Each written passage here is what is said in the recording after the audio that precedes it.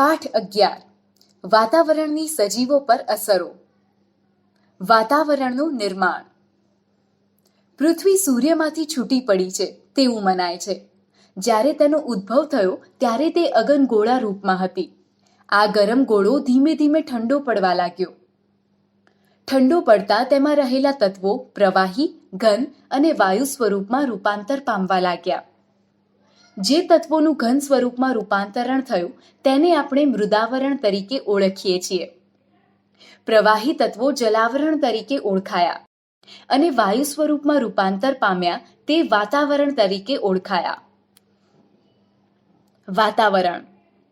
પૃથ્વીની ચારે બાજુ વીંટળાઈને આવેલા હવાના આવરણને વાતાવરણ કહે છે. પૃથ્વી સપાટીથી તે સેંકડો કિલોમીટરની ઊંચાઈ સુધી વિસ્તરેલું છે. એની ઉપરની સીમા કેટલી ઊંચાઈએ આવેલ છે તે સ્પષ્ટ કહેવું મુશ્કેલ છે.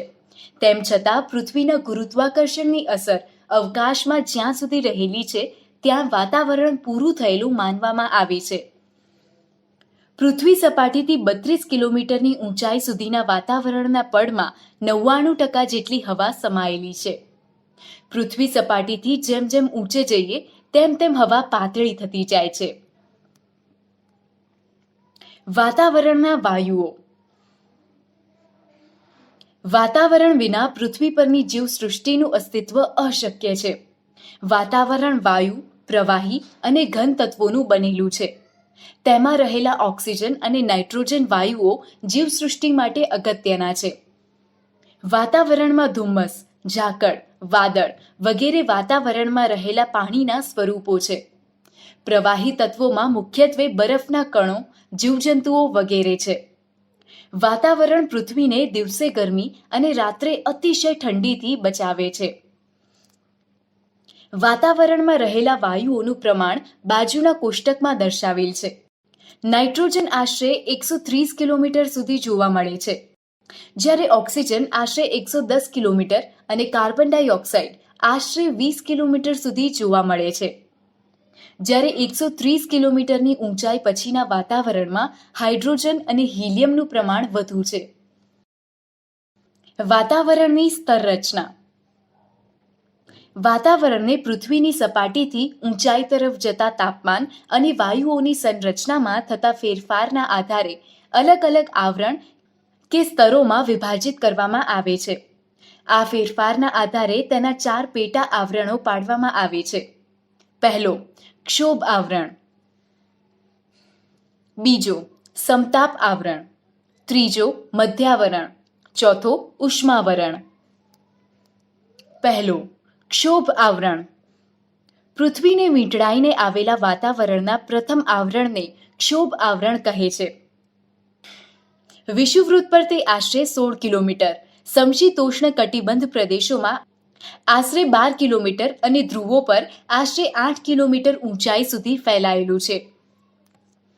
ઋતુઓ મુજબ તેમાં ફેરફાર થાય છે. આ આવરણ જીવસૃષ્ટિ માટે ખૂબ જ મહત્વનું છે. વાતાવરણના તોફાનો, અવાજના તરંગો, હવાની સંરચના, વીજળી, વરસાદ, વાદળો વગેરે આ આવરણમાં અનુભવાય છે. આ આવરણમાં પ્રતિ 1 કિલોમીટરની ઊંચાઈએ આશરે 6.5 ડિગ્રી સેલ્સિયસના દરે તાપમાન ઘટે છે. જે ઊંચાઈએ પહોંચતા તાપમાન ઘટતું અટકી જાય છે તે સીમાને ક્ષોભ સીમા કહે છે. બીજો, સમતાપ આવરણ. ક્ષોભ સીમાથી ઉપરના આવરણને સમતાપ આવરણ કહે છે, જે ક્ષોભ સીમાથી આશરે 50 કિલોમીટર સુધીની ઊંચાઈ સુધી વિસ્તરેલું હોય છે. ઊંચાઈની સાથે આ આવરણમાં તાપમાન વધે છે. આ આવરણમાં ઋતુઓ, વાદળ, વરસાદ, ચક્રવાત વગેરે જોવા મળતા નથી. અહીં હવા સ્વચ્છ અને પાતળી છે, જેથી જેટ વિમાનો ઓછા અવરોધ અને ઝડપથી ઉડી શકે છે. આ આવરણમાં આશરે 15 થી 35 કિલોમીટરની ઊંચાઈએ ઓઝોન વાયુનું પ્રમાણ વધુ જોવા મળે છે, જે સૂર્યના અત્યંત ગરમ પારજાંબલી કિરણોનું શોષણ કરે છે. ત્રીજું, મધ્યાવરણ. સમતાપ આવરણની ઉપર આશરે 80 કિલોમીટરની ઊંચાઈ સુધીના વાતાવરણના ભાગને મધ્યાવરણ કહે છે. તેમાં ઊંચાઈ પર જતા તાપમાન ઘટતું જાય છે. ચોથું, ઉષ્માવરણ. મધ્યાવરણની ઉપર આ આવરણ આવેલું છે. 80 કિલોમીટરથી શરૂ કરી જ્યાં વાતાવરણ પૂરું થાય ત્યાં સુધી વિસ્તરેલું છે. અહીં હવા અતિશય પાતળી હોય છે. જેમ જેમ ઊંચાઈએ જઈએ તેમ તેમ તાપમાન વધતું જાય છે. આ આવરણને 2 પેટા વિભાગોમાં વહેંચવામાં આવ્યું છે: આયનાવરણ અને બાહ્યાવરણ. આયનાવરણમાંથી રેડિયો તરંગોનું પરાવર્તન થાય છે. ટીવી, રેડિયો પ્રસારણ, ઇન્ટરનેટનો લાભ આ આવરણને આભારી છે. આયનાવરણની ઉપરના આવરણને બાહ્યાવરણ કહે છે. હવામાન. હવામાન એટલે ટૂંકા સમયગાળાની વાતાવરણની સરેરાશ પરિસ્થિતિ. કોઈ પણ સ્થળ, પ્રદેશનું હવામાન તાપમાન, ભેજ, વરસાદ, હવાનું દબાણ, ધુમ્મસ કે વાદળોના આધારે નક્કી થાય છે. હવામાન સવાર, બપોર, સાંજ કે રાત્રિનું અલગ હોઈ શકે. હવામાન વાતાવરણની ટૂંકા ગાળાની પરિસ્થિતિ હોય તેમાં સમયાંતરે ફેરફાર થતો રહે છે. સવારે ઠંડી, બપોરે ગરમી અને સાંજે વરસાદ પડવો, આવું હવામાન શક્ય છે. હવામાનથી આપણું જીવન અને આપણી પ્રવૃત્તિઓ પ્રભાવિત થતી હોય. દેશનું હવામાન ખાતું હવામાનના સમાચાર અને હવામાનના નકશા રોજ બહાર પાડે છે. આબોહવા. સામાન્ય રીતે કોઈ પ્રદેશની 35 કે તેથી વધુ વર્ષોની સરેરાશ હવામાનની સ્થિતિ એટલે આબોહવા. આબોહવા સ્થાનિક પરિસ્થિતિને ધ્યાનમાં રાખીને નક્કી કરવામાં આવે છે. આબોહવા જે તે પ્રદેશની સજીવ સૃષ્ટિ, પ્રાણી સૃષ્ટિ અને માનવ જીવન તથા તેવી પ્રવૃત્તિઓને સીધી અસર કરે છે. તાપમાન. હવામાં રહેલ ગરમીની સપાટીને તાપમાન કહે છે. વાતાવરણના તાપમાનમાં દિવસ અને રાત્રિ દરમિયાન જ ફેરફાર અનુભવાય છે. તાપમાન ઋતુઓ પ્રમાણે પણ બદલાય છે. શિયાળા કરતાં ઉનાળામાં તાપમાન વધુ હોય છે. સૂર્યઘાતનું પ્રમાણ વિષુવવૃત્તથી ધ્રુવો તરફ ઘટે છે. આ કારણે ધ્રુવ પ્રદેશો બરફથી ઢંકાયેલા હોય છે. જો પૃથ્વી પર તાપમાન વધી જાય તો ખેતી પાકો ઉગી શકે નહીં. શહેરોમાં ગામડા કરતાં વધારે તાપમાન અનુભવાય છે. તેનું કારણ પાકી સડકો અને સિમેન્ટ પરથી બનેલી ઇમારતો હોય છે. વાતાવરણનું દબાણ. પૃથ્વીની આસપાસ હવાના સ્તરને વજન હોય છે. હવાના વિશાળ સ્તર તેના વજન પ્રમાણે પૃથ્વી સપાટી પર દબાણ કરે છે. તેને વાતાવરણનું દબાણ કહે છે. સમુદ્ર સપાટી પર વાતાવરણનું દબાણ સૌથી વધારે હોય છે. પૃથ્વી સપાટીથી ઊંચાઈ તરફ જતા વાતાવરણમાં દબાણ ઘટે છે. વધારે તાપમાનવાળા પ્રદેશમાં વાયુઓ ગરમ થઈને ઉપર તરફ ગતિ કરે છે અને હલકું દબાણ રચાય છે. હલકું દબાણ વાદળછાયા અને ભેજયુક્ત ઋતુ સાથે જોડાયેલ છે. ઓછા તાપમાનવાળા પ્રદેશોમાં વાતાવરણ ઠંડુ હોય છે, માટે ત્યાં ભારે દબાણ હોય છે. પવનો. પૃથ્વીની આજુબાજુ વીંટળાઈને આવેલી ગતિશીલ હવાને પવન કહે છે. સામાન્ય રીતે પૃથ્વી પર નિર્માણ થતા હવાના હલકા ભારે દબાણો છે. તેના મુખ્ય 3 પ્રકારો છે. પહેલો, કાયમી પવન. બીજો, મોસમી પવન. ત્રીજો, દૈનિક અથવા સ્થાનિક પવનો. પહેલો, કાયમી પવનો. પૃથ્વીની સપાટી ઉપર કેટલાક ભાગમાં બારેમાસ નિશ્ચિત દિશામાંથી પવનો વાય છે, જેને કાયમી પવનો કહે છે. કાયમી પવનોમાં વ્યાપારી પવનો, પશ્ચિમિયા પવનો અને ધ્રુવીય પવનોનો સમાવેશ થાય છે. બીજો, મોસમી પવનો. પૃથ્વીની સપાટી ઉપર કેટલાક પવનો ઋતુ પ્રમાણે વાય છે અને તેની દિશા ઋતુ પ્રમાણે બદલાય છે. તેને મોસમી પવનો કહે છે. ભારત, મ્યાનમાર, બાંગ્લાદેશ વગેરે દેશોમાં આ પ્રકારના પવનો વાતા હોવાથી આ દેશોને મોસમી પવનોના દેશ કહેવાય છે. ઉનાળામાં નૈઋત્યના પવનો અને શિયાળામાં ઈશાન ખૂણેથી વાતા પવનો આ પ્રકારના પવનના ઉદાહરણ છે. ત્રીજો, દૈનિક અથવા સ્થાનિક પવનો. પૃથ્વીની સપાટી ઉપર કેટલાક પ્રદેશમાં ટૂંકા સમય માટે હવાના દબાણમાં થતા ફેરફારના કારણે ઉદ્ભવતા પવનોને દૈનિક કે સ્થાનિક પવન કહે છે. સ્થાનિક પવનોના ઉદાહરણ તરીકે દરિયાઈ જમીનની લહેરો, પર્વત અને ખીણની લહેરો, લૂ અને શીતલહેર વગેરે છે. ભેજ. સમુદ્રો અને જળાશયોમાંથી પાણીનું બાષ્પીભવન થતાં તેનું વરાળમાં રૂપાંતર થાય છે. તેને ભેજ કહે છે. ભેજ પૃથ્વી સપાટીથી બાષ્પીભવનની પ્રક્રિયા દ્વારા વાતાવરણમાં ઉમેરાય છે. વાતાવરણમાં રહેલા ભેજ ઘનીભવનની પ્રક્રિયા દ્વારા વાદળો બની વરસાદ સ્વરૂપે પૃથ્વી સપાટીને પુનઃ પ્રાપ્ત થાય છે. આબોહવા અને માનવ જીવન. કોઈપણ પ્રદેશની આબોહવાની અસર ખોરાક, પોશાક, રહેઠાણ વગેરે પર ગાઢ રીતે જોવા મળે છે. વધુ વરસાદવાળા પ્રદેશમાં ઘરના છાપરા તીવ્ર ઢોળાવવાળા હોય છે, જ્યારે ઓછા વરસાદવાળા પ્રદેશોમાં મકાનો ઓછા ઢોળાવવાળા સપાટ છાપરાવાળા જોવા મળે છે. જે તે પ્રદેશમાં થતા ખેતી પાકો તે પ્રદેશના લોકોના ખોરાકમાં મોટા ભાગે લેવાતા હોય છે. દાખલા તરીકે, મેદાની પ્રદેશના લોકોના ખોરાકમાં ઘઉં અને પર્વતીય ક્ષેત્રના લોકોના ખોરાકમાં મકાઈ લેવાય છે. જે પ્રદેશમાં ઠંડી વધારે પડે છે ત્યાં લોકો આખું શરીર ઢંકાય તેવા ગરમ ઊની વસ્ત્રોનો ઉપયોગ કરે છે. દાખલા તરીકે લદ્દાખના લોકો. ગરમ આબોહવા ધરાવતા પ્રદેશના લોકો સૂતરા અને ખુલ્લા વસ્ત્રો પહેરે છે. દાખલા તરીકે દક્ષિણ ભારતના લોકો.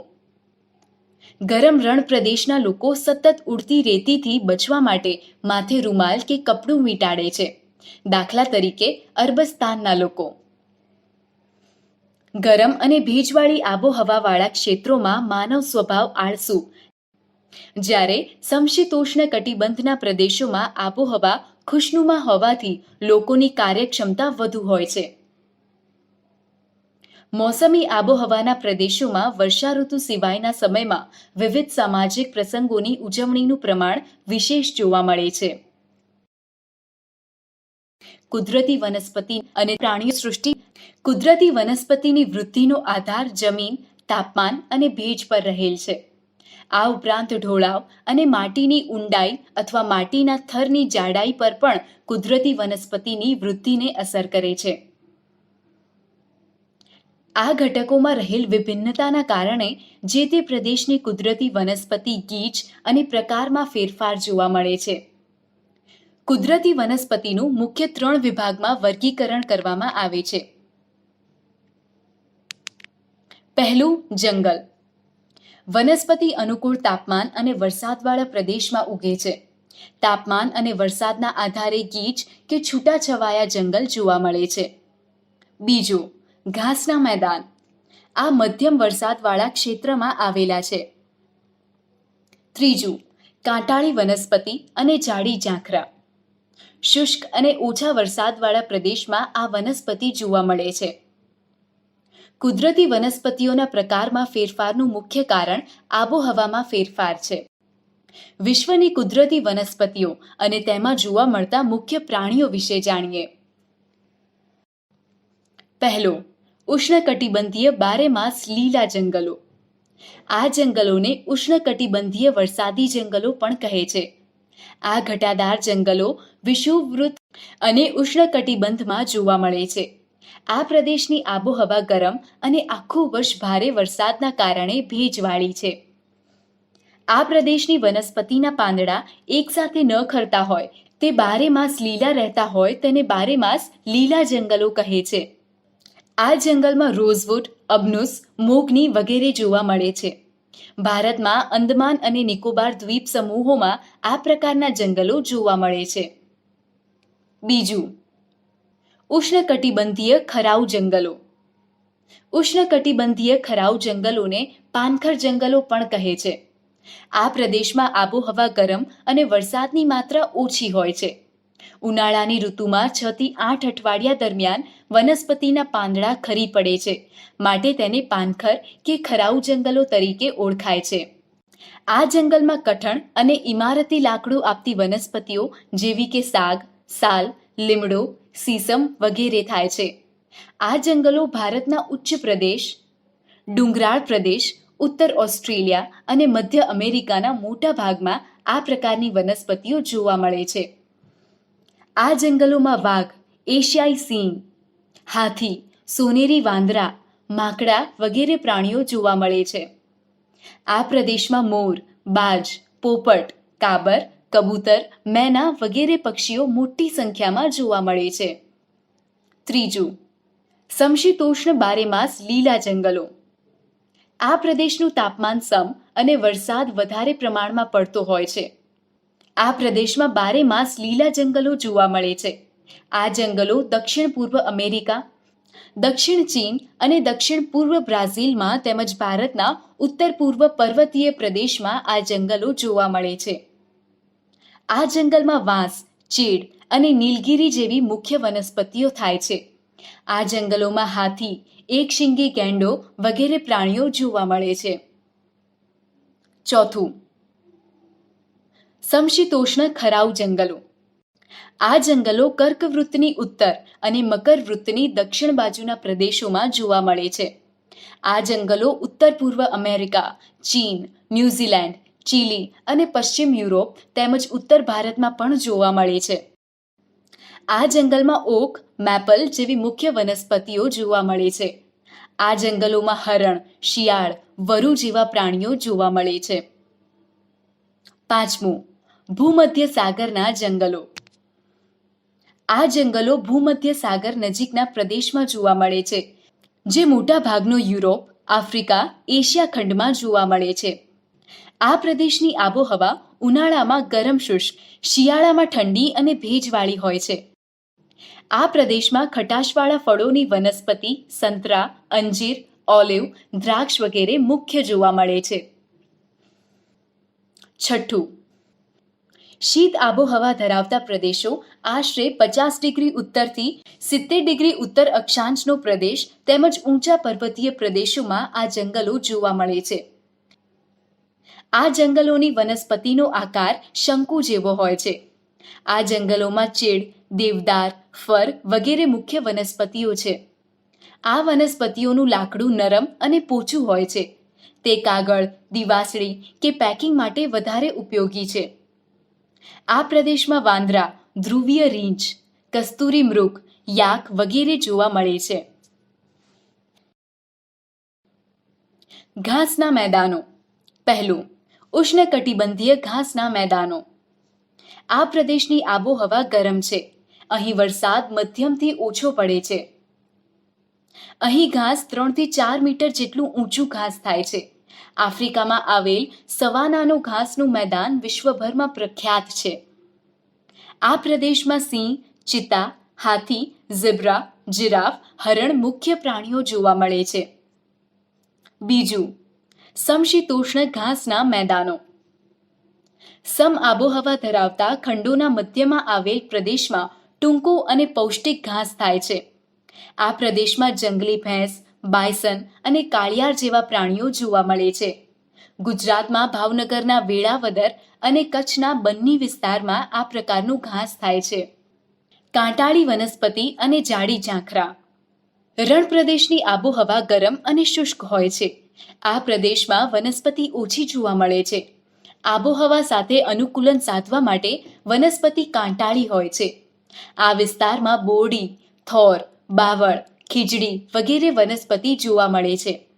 આ પ્રદેશમાં ઊંટ, શિયાળ, જરખ જેવા પ્રાણીઓ જોવા મળે છે. કચ્છના નાના રણમાં જોવા મળતું ઘુડખર પ્રાણી વિશ્વમાં અજોડ છે. આ ઉપરાંત મોટા રણમાં કાદવ કીચડવાળા વિસ્તારમાં સુરખા પક્ષીઓ જોવા મળે છે. અહીં યાયાવર પક્ષીઓ પણ આવે છે. આ પ્રદેશમાં સાપ અને વીંછી પણ જોવા મળે છે. આ ઉપરાંત પર્વતની ઊંચાઈવાળા પ્રદેશમાં ઠંડી અને શુષ્ક આબોહવાવાળા પ્રદેશમાં જાડી ઝાંખરા અને ટૂંકો ઘાસ થાય છે. હિમાલય અને લદ્દાખમાં આવી વનસ્પતિઓ જોવા મળે છે. અહીં હિમદીપડા, ચિત્તા, પાંડા વગેરે પ્રાણીઓ જોવા મળે છે. કાશ્મીરમાં પશ્ચિમની બકરી જોવા મળે છે.